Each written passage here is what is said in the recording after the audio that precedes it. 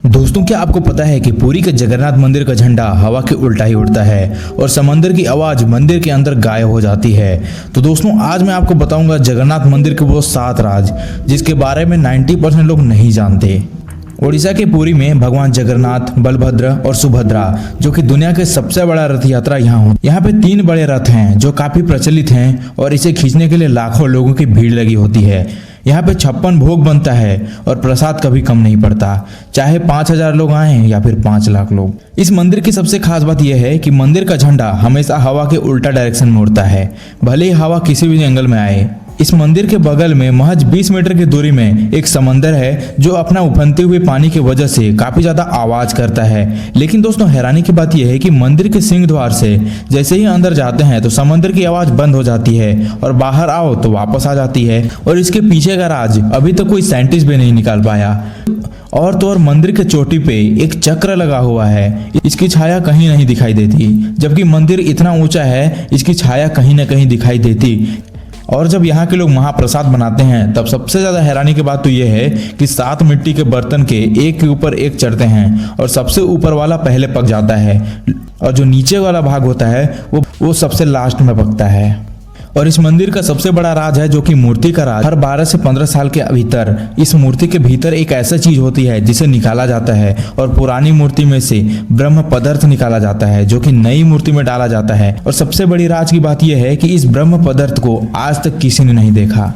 कहा जाता है कि इसे जो निकालता है वो अपने आंख में पट्टी बांधकर निकालता है, अगर किसी ने गलती से भी इसे देख लिया तो वो जिंदा नहीं बचता। जगन्नाथ मंदिर में इतने सारे रहस्य भरे हुए हैं कि अगर हम जानने की कोशिश करें तो पूरा दिन बीत जाएगा, लेकिन रहस्य कभी कम नहीं होगा।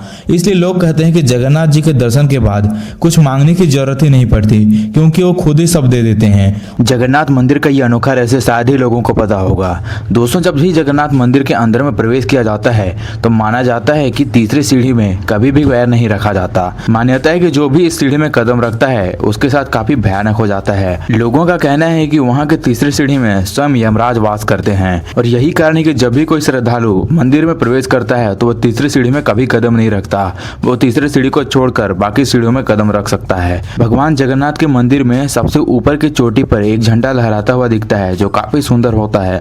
लेकिन दोस्तों, इस झंडा को लगाने के पीछे काफी मुसीबतों का सामना करना पड़ता है। इसे लगाने के लिए लोग मंदिर के ऊपर चढ़ते हैं और इतनी चढ़ाई में चढ़ना काफी खतरनाक हो सकता है। और इस काम को वहाँ के लोग हर रोज करते हैं। और आप ही सोचो कि हर रोज इतने बड़े झंडे के कपड़े को पकड़कर मंदिर के ऊपर में चढ़ना और उतरना काफी बड़ा रिस्क होता है, तब जाके मंदिर के चोटी में झंडा लहराता है। जगन्नाथ मंदिर अपने आप में काफी बड़ा रहस्यमयी है। दोस्तों, जगन्नाथ मंदिर समुद्र के किनारे में विराजमान है, तो ऐसे में समुद्र का पानी काफी उफनती है और समुद्र का जलस्तर भी काफी ज्यादा बढ़ जाता है। दोस्तों, ऐसे तो जगन्नाथ पुरी में बहुत सारे ऐसे बाढ़ के कहर भी देखने को मिले हैं, लेकिन हैरानी की बात यह है कि इतने सारे बाढ़ और समुद्र का जलस्तर तेज होने के बावजूद मंदिर के सीढ़ियों तक भी पानी नहीं पहुंच पाता। इस तरह से जगन्नाथ मंदिर अपने आप में काफी बड़ा रहस्यमयी है, जो अपने आप में ऐसे बहुत सारे रहस्य दबाए हुए हैं जिन्हें जानना हमारे लिए काफी ज्यादा जरूरी भी है। और इस तरह से हर वर्ष का रथ यात्रा हमारे लिए कुछ न कुछ नई जानकारी और नई उमंग के साथ लेकर आता ही है। और रथ यात्रा में भगवान खुद लोगों से मिलने आते हैं। तो आप कमेंट में जय जगन्नाथ लिखते हुए बताओ कि क्या आप इस साल के जगन्नाथ रथ यात्रा में शामिल हुए थे।